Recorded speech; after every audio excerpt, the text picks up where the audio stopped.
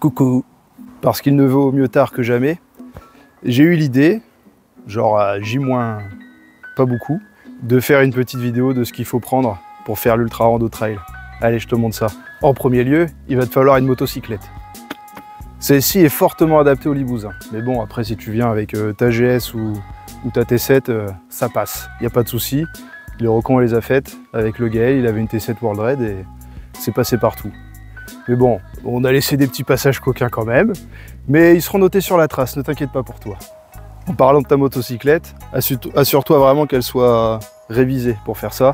Parce que tu es parti pour 1200 bornes et le but, c'est pas de faire de la mécanique au milieu de nulle part. On est d'accord. Et surtout, vraiment de pouvoir en profiter au maximum. Assure-toi que ton éclairage fonctionne bien. Le top même, c'est que tu aies des petits feux additionnels. Ton système de navigation charge bien. Que tu aies les pneumatiques en bon état. Le mieux, c'est même adapté type enduro. Chat, oui, c'est toi, Ravioli, c'est toi. Sale bête, hein. Tu te la pètes à chaque fois, toi, en vidéo. Hein. Après, si t'as pas les compétences mécaniques pour faire tout ça, tu l'amènes chez ton garagiste préféré et ça va bien se passer. Hein. Ensuite, si tu as en ta possession une bagagerie de type Mosco, par exemple, ou autre, et ben, profites-en pour te mettre des fringues de rechange. Je vais te montrer un petit peu ce que moi je prends quand je pars faire des recos et potentiellement quand la météo elle est pas ouf. Déjà, on va parler un petit peu de ce qu'il faut que tu prennes sur toi quand tu vas rouler. Donc un petit peu les éléments de protection, on va pas dire les EPI, mais enfin voilà, pour pas que tu te fasses trop de mal parce que peut-être il se pourrait que tu tombes. C'est pas sûr, hein, je ne te le souhaite pas. Mais si jamais tu tombes, il faut que tu sois protégé. Je vais te montrer ce que moi je prends. Après, c'est ce que moi je prends, c'est ce que j'aime rouler, je suis assez confort avec ça. Après toi, tu fais comme tu veux, c'est des conseils. Après, niveau protection, il y a des choses quand même qui protègent plus que d'autres. On va commencer par le bas. Parce que figure-toi qu'il n'y a pas si longtemps que ça, j'ai fait l'expérience de tout casser en bas et ça fait mal. Donc, moi je roule tout le temps avec des bonnes grosses bottes enduro, bien costauds. Parce que dis-toi que les enduristes, ils mettent ça et ils ont des motos légères. Et toi ou moi, on roule avec des motos plus lourdes. Bon, le 90, il est entre deux. Et dis-toi que déjà les enduristes avec ça, ils se font mal. Ensuite, pour les genouillères, j'ai pris ça. Si tu as des orthèses, c'est bien aussi. Mais pour moi, vraiment, c'est le plus important. Là. C'est ça qui va ramasser à chaque fois le bas du corps. Donc, protège-toi bien. Après, tu peux juste mettre ton pantalon trail, tes chaussures trail. Mais dis-toi, ouais, ça va être cool pour marcher et tout quand tu vas te balader dans les villes. Mais pour rouler, tu ne seras pas aussi bien protégé que ça. Donc, si tu as la possibilité, si tu as ça chez toi, je te conseille vraiment d'avoir au moins des bottes enduro. Peut-être pas des genouillères de cette marque-là, mais vraiment un truc qui protège bien.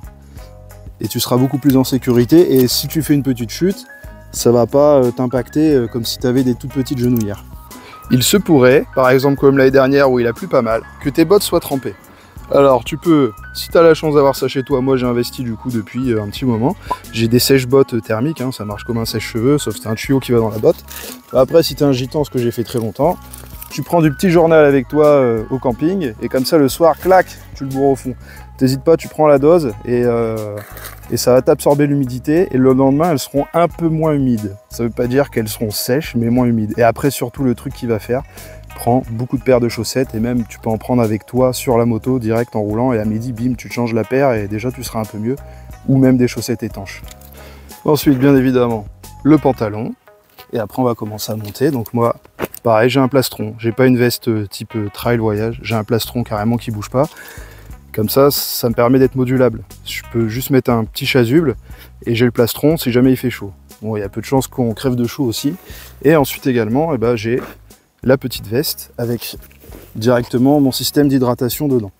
Toi, si tu n'as pas de veste comme ça, bah, tu prends un camelback ou tu prends de l'eau, comme tu fais d'habitude, sachant que il y a les ravitaillements en eau et en bouffe, donc tu pourras refaire le plein au ravito, il n'y a pas de souci. On a tout prévu. Ensuite, les gants. N'hésite pas à prendre plusieurs paires si tu en as, comme ça tu pourras les changer dans la journée.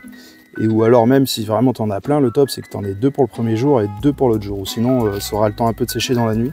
Et ensuite l'autre petit tips, par exemple le soir, si jamais t'es pas en mode j'ai fini la trace et tout, où il te reste 100 bornes et que ça va être trop tard, il faut que tu rentres par la route, moi je te conseille de prendre des gants un peu plus épais pour tout ce qui va être liaison routière. Tu seras beaucoup plus confort. Et on va finir, bien sûr, par le casque, indispensable. Donc tu peux prendre un casque type enduro ou trail, hein, c'est comme tu veux. Tu peux te prendre un deuxième masque pour le lendemain, ça peut être pas mal. Après c'est pareil, n'hésite pas à prendre de quoi nettoyer ton masque si jamais. Sachant que nous, pareil, au ravito, on aura de quoi pour nettoyer ton masque. On aura toujours un petit nettoyant vitre avec un chiffon qui traîne. On pense à tout, comme je l'ai dit. Et le dernier truc aussi, un petit tour de cou. Prends-en plusieurs aussi, comme ça s'il est trempé, tu changes. C'est un peu comme le reste. Là vraiment tu peux faire le ricain, tu sais que le soir tu reviens à l'endroit et le lendemain tu peux repartir avec des affaires sèches si tu as tout ce qu'il faut ou faire sécher les tiennes.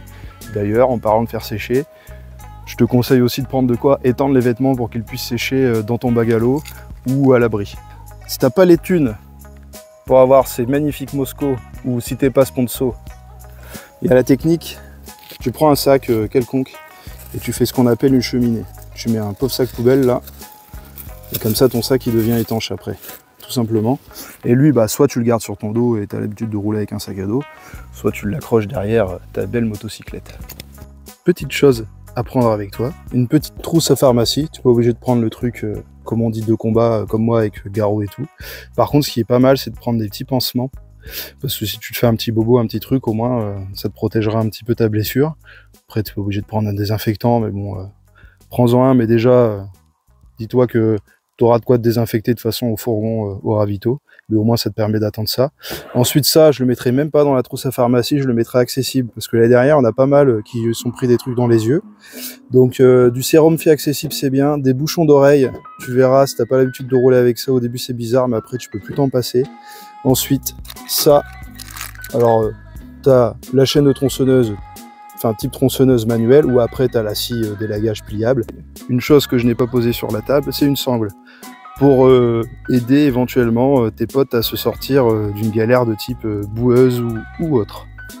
Maintenant, on va parler un petit peu de ce que je prends sur la motocyclette. Donc on va commencer, parce que le truc qui peut potentiellement arriver, c'est la crevaison. Donc prends des démonte-pneus, et si tu sais pas changer un pneu, assure-toi d'être avec un copain qui sait changer un pneu. Tu peux prendre une pompe manuelle comme ça, ou tu peux prendre une électrique. Ensuite, des affaires de pluie, pantalon et veste de pluie, ça c'est la base. Et tout ça, tu vas le pacter sur ta moto. Après, bah, tu prends les outils hein, pour resserrer. N'oublie surtout pas de prendre les petits colliers, les riselants, et de la soudure à froid, parce que sait-on jamais. Bien évidemment, si tu as les démonte-pneus et la pompe, tu as aussi en ta possession les chambres à air des bons diamètres. Par exemple, je suis en 21 pouces et 18 pouces. J'ai une chambre à air de 21 pouces et 18 pouces. Donc toi, fais en sorte de. Si tu es en tubeless, prends de quoi réparer aussi ton pneu. Donc ça va être des mèches tout simplement.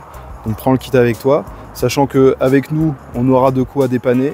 On aura aussi des chambres à air en plus dans les fourgons de ravito si jamais tu n'as pas eu de bol et que tu as passé toutes tes chambres à air.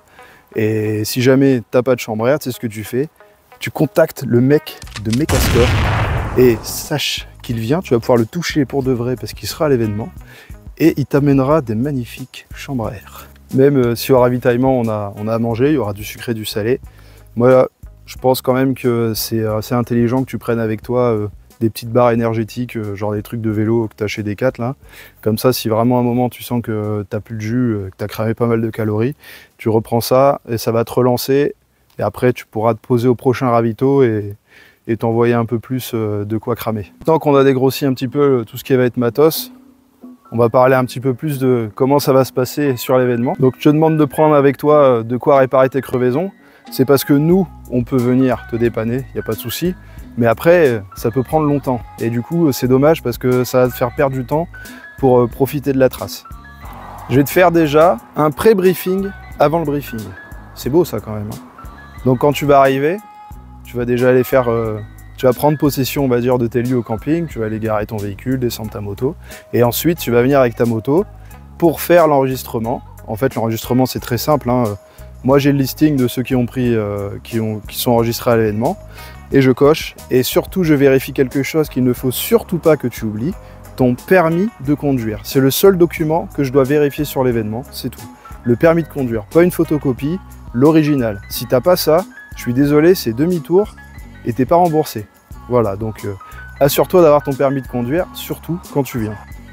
Et après avoir fait tout ça, façon, je te communiquerai l'horaire pour faire, on va faire bien sûr le vrai briefing. Donc là, je vais te dire, grosso merdo, ce que je vais dire au briefing. Comme ça, tu as regardé la vidéo parce que tu es quelqu'un d'assidu et tu t'intéresses à ce que tu vas faire pendant ce long week-end. Si je te demande ton permis de conduire pour l'enregistrement administratif, en fait, c'est que c'est pas moi qui conduis ta moto, c'est pas les autres gars qui conduisent ta moto, c'est toi. Donc tu vas être responsable de ce que tu fais sur la moto. Donc ça veut dire qu'il faut que tu respectes le code de la route. S'il y a un stop, tu t'arrêtes au stop. S'il y a une priorité à droite, tu t'arrêtes. S'il y a un feu, tu t'arrêtes. Parce que faut te rappeler vraiment quelque chose, c'est que là, on n'est pas du tout sur une course. Tu as vraiment le temps de faire la trace tranquillement, sans aller vite. Il n'y a pas de souci, ça passe. Donc vraiment, respecte le code de la route. Il y aura sûrement aussi, tu vas croiser d'autres personnes dans les chemins. Tu peux avoir des familles, tu peux avoir des cavaliers, tu peux avoir des VTTistes, tu peux avoir tout ça. Donc tu vois un peu le scénario où tu te dis ouais, je suis sur une course alors que déjà tu n'es pas sur une course, c'est sur une randonnée. Et tu arrives à Mac 12 sur une famille qui se balade dans un chemin. Voilà, toi et moi, on n'a pas du tout envie de ça. Donc vraiment, je vais insister là-dessus. Vous faites gaffe les gars, vous y allez tranquille. On est sur une randonnée, c'est pas une course. Il n'y a pas de chrono, tout le monde finit. Même si tu dis j'ai pas fait la trace complète, même si tu dis mince, il me manque 100 km, tu as fait 1100 bornes mon gars, c'est énorme. Même si tu en as fait 800, c'est énorme. Même si tu en as fait 400, c'est déjà énorme. Vraiment, il faut voir ça comme se dépasser un petit peu à chaque fois. Et après, bon, si tu arrives à faire 1200, c'est cool, mais tu ne seras pas plus méritant que le gars qui a fait ses 800. Et c'est pareil, ça dépendra de ta moto. Si tu viens avec un enduro ou tu viens avec un 1250 GSA, tu vas pas vivre les mêmes choses, c'est une certitude. Donc nous, vraiment, le but c'est ok, je peux faire une randonnée, chat, n'importe quoi, ce chat, voilà. Je veux faire un briefing. Elle ne sera pas là au briefing, cette chatte. Le but, c'est que juste, tu profites le plus longtemps et que voilà, si tu veux, tu peux t'éclater pendant 1200 bornes, mais tu fais ce que tu peux faire, tu t'écoutes, tu peux te dépasser, mais il faut pas il faut vraiment s'écouter. Si t'en peux plus, arrête. Pareil, le samedi. Si le samedi, tu dis ok, je fais les 600, mais le dimanche, t'as plus de jus, t'es cuit, tu fais rien, c'est dommage.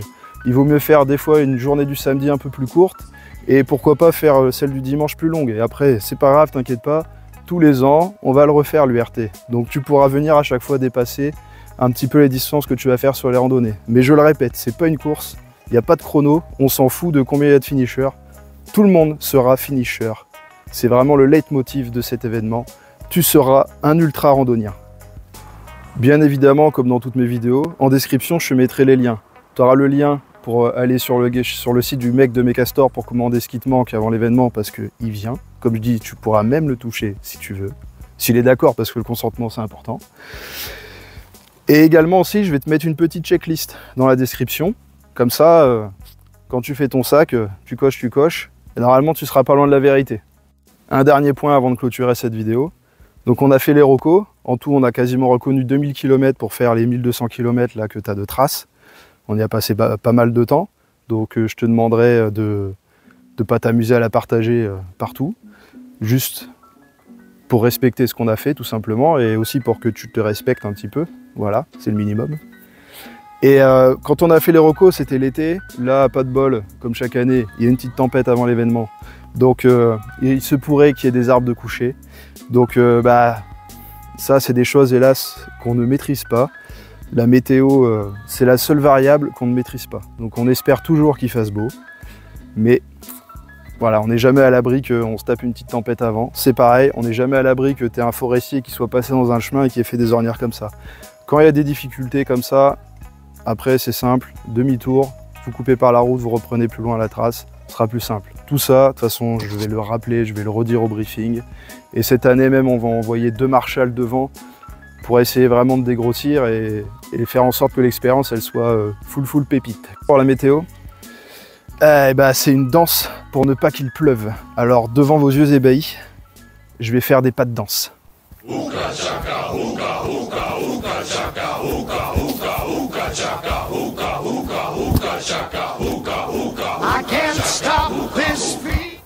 En espérant que cette danse n'ait pas fait l'opposé. On croise les doigts. Bon allez, maintenant éteins-moi ça et va rouler.